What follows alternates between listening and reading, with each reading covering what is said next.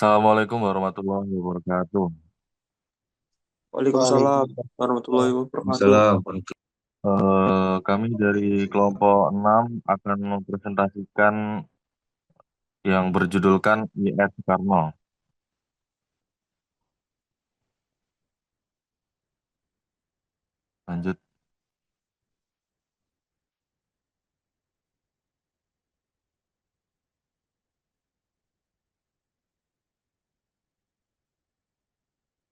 Lanjut, lanjut. Mm. Nah, salah satu Soekarno merupakan pendidikan dasar dari ELS, ter- kemudian melanjutkan ke HBS Surabaya, di mana ia tinggal bersama HOS Tejokroaminato, pemimpin Serikat Serikat Islam. Di sana ia mulai mengenal dunia politik. Pada tahun 1921, Soekarno masuk teknik teknik Sek House School,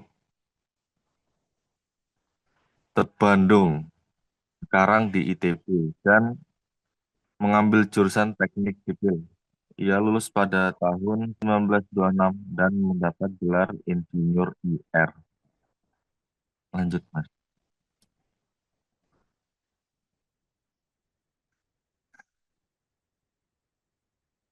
Ini kayak kemana gitu?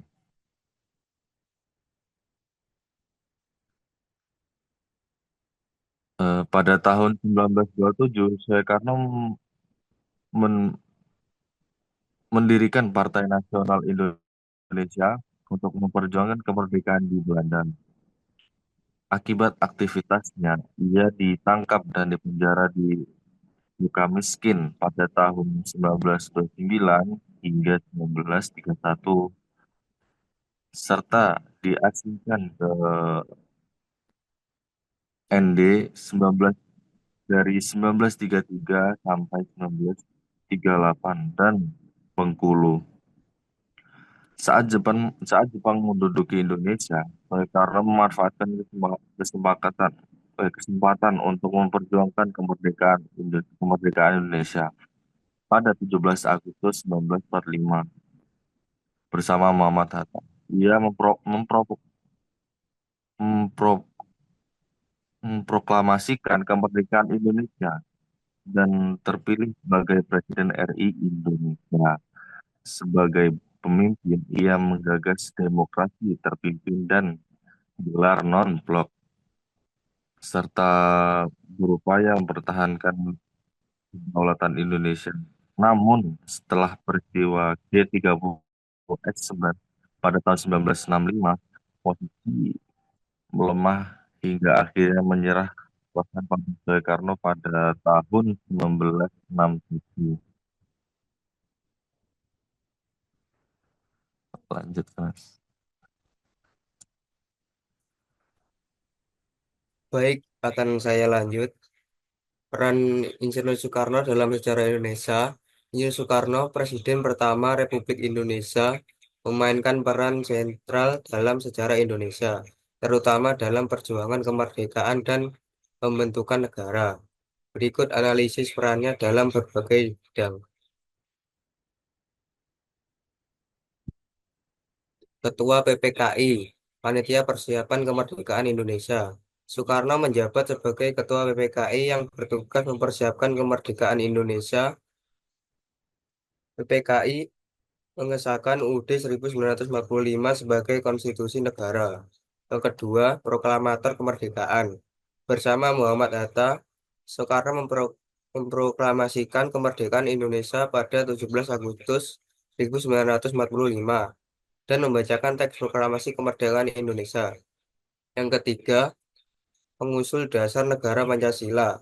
Dalam sidang BPUPKI, Soekarno mengusulkan dasar negara yang terdiri atas 5 prinsip yang kemudian dikenal sebagai Pancasila. Baik, akan dilanjut dengan rekan saya.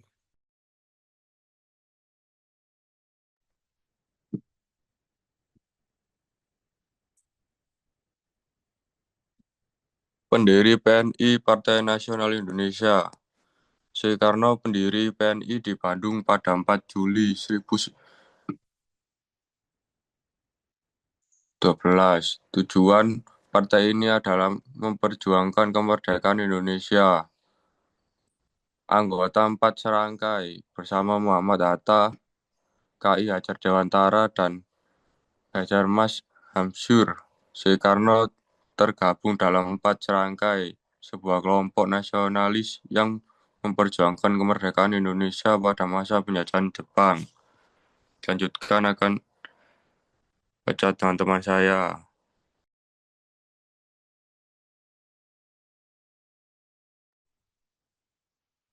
Satuan dan kesatuan.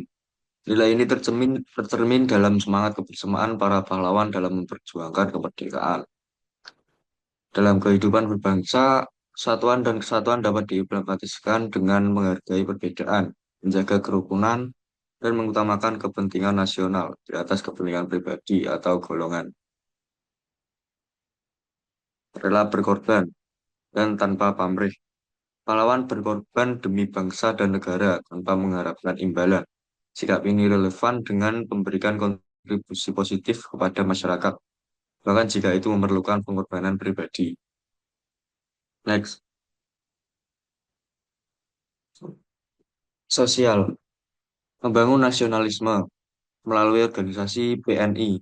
Soekarno berperan dalam menumbuhkan dan membakar semangat nasionalisme rakyat Indonesia. Dengan demikian, keterlibatan Soekarno dalam organisasi-organisasi politik, rumusan dasar negara, dan proklamasi kemerdekaan menunjukkan peran sentralnya dalam perjuangan kemerdekaan Indonesia. Selanjutnya akan dilanjutkan oleh teman saya. Relevansi dengan Indonesia. Istiqomah konsisten. Para pejuang tidak tergiur oleh tawaran musuh dan tetap teguh pada tujuan kemerdekaan. Dalam konteks hal ini berarti konsisten dalam membela kebenaran dan prinsip, serta tidak mudah terpengaruh oleh kepentingan sesaat. Berani. Pahlawan berani membela dan mempertahankan kebenaran, menghadapi rintangan dengan semangat pantang menyerah. Saat ini keberanian dan diwujudkan dengan berani menyuarakan kebenaran, relawan ketidakadilan, dan berani mengambil resiko demi kemajuan bangsa. Next.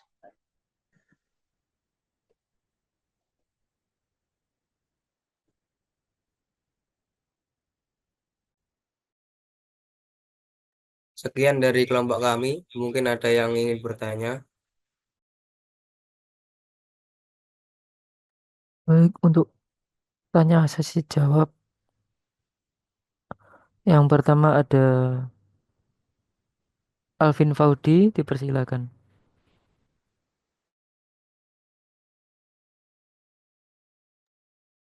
Ya, terima kasih atas waktunya.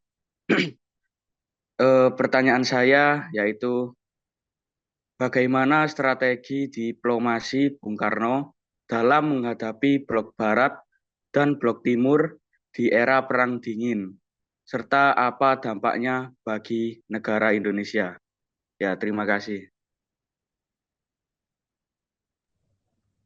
Baik, pertanyaan kedua ada dari Madadio, dipersilakan.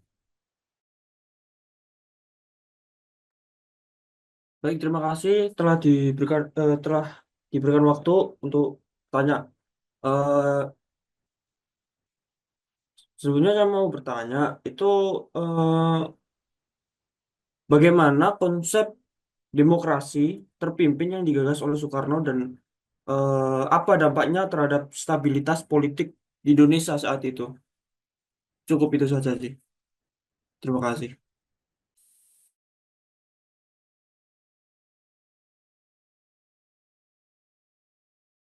Bagaimana kelompok 6? Apakah sudah jelas?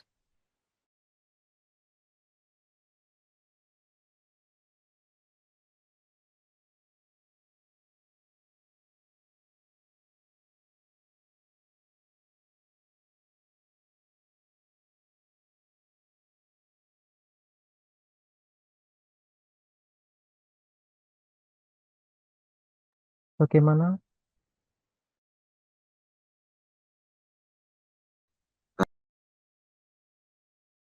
Mungkin bisa diketik di kolom komentar pertanyaannya karena terlalu panjang.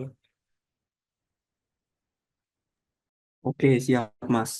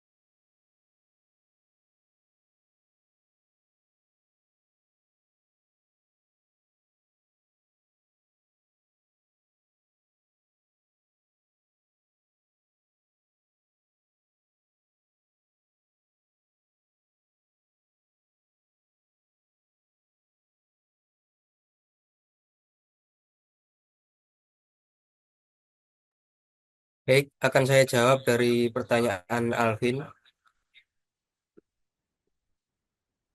Strategi yang dilakukan Bung Karno yaitu yang pertama politik bebas aktif, yang kedua konferensi Asia Afrika pada 1955, lalu gerakan non-blok 1961, lalu politik poros Jakarta, Peking sampai Moskow.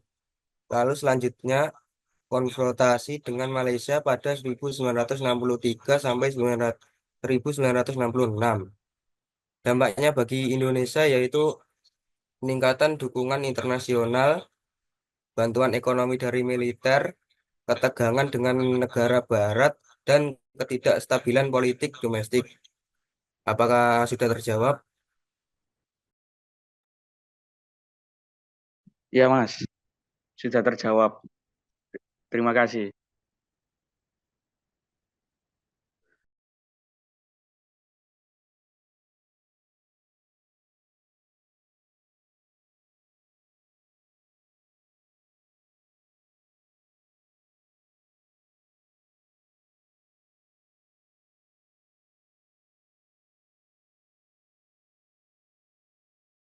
Untuk pertanyaan yang kedua akan saya jawab.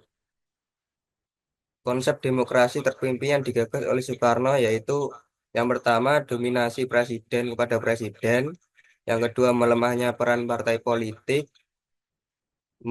musyawarah mufakat, dan sentralisasi kekuasaan di pemerintahan.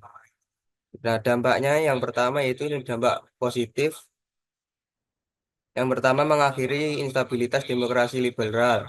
Yang kedua meningkatkan peran Indonesia di dunia.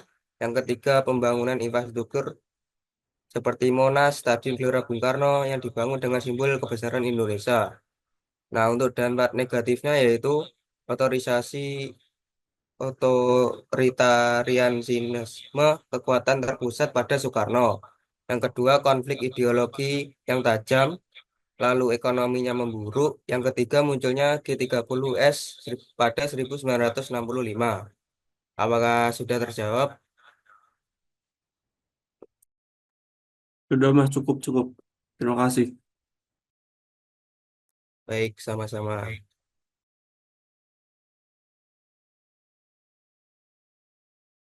Baik, untuk sesi tanya jawab akan saya tutup. Kelompok 6 silakan untuk menutup presentasi terakhir untuk pada hari ini.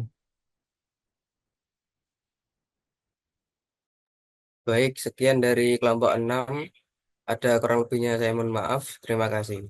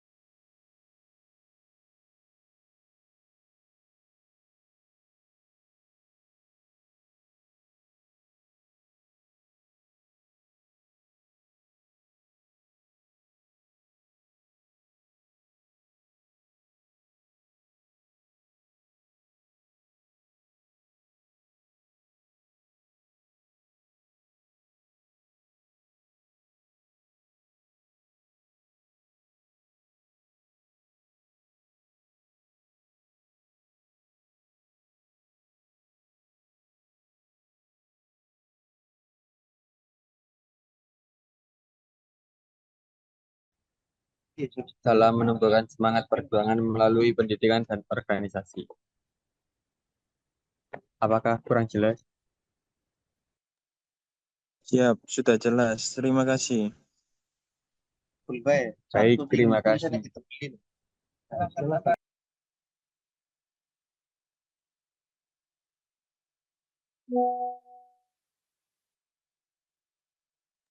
Baik, terima kasih untuk kelompok 2 atas presentasinya.